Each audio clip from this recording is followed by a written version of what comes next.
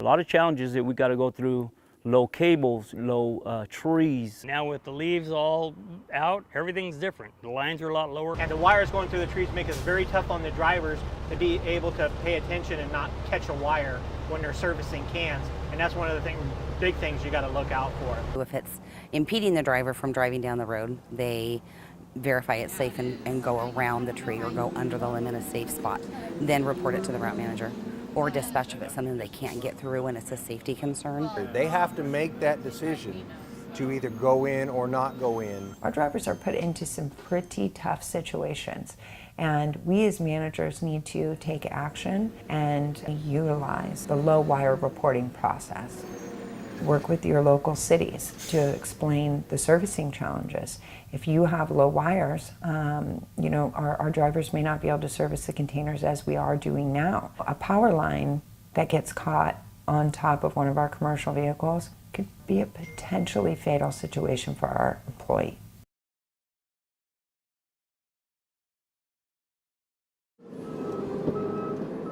The spatial awareness on these trucks is very critical for our drivers. They have to realize the overall height of the truck, the overall width of the truck. They have to have that vision of their vehicle and its size, and is this big square going to fit into that round hole? And if it's not, then they have to make that call.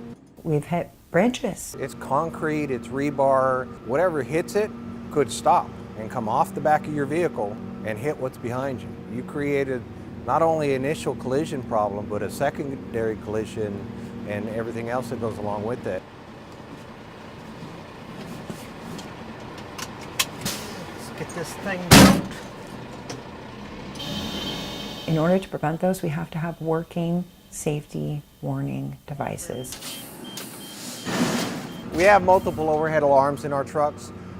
There's a proximity switch that'll tell you whether the tailgate's up.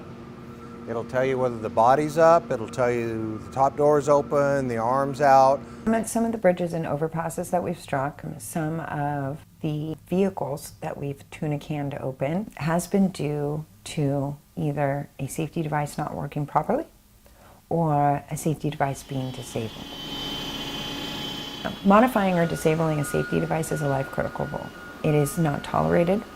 It can lead to catastrophic injury to our employees, and catastrophic events have occurred in the public because of them. If you have an alarm going off or something like that, please do not disable the alarm. Just pull the truck over and immediately have a road call assigned so that a qualified technician can go ahead and make that assessment for you so that you aren't in any type of danger. But don't just let an alarm go off. It's a noise hazard, but it's also a safety hazard if that is malfunctioning.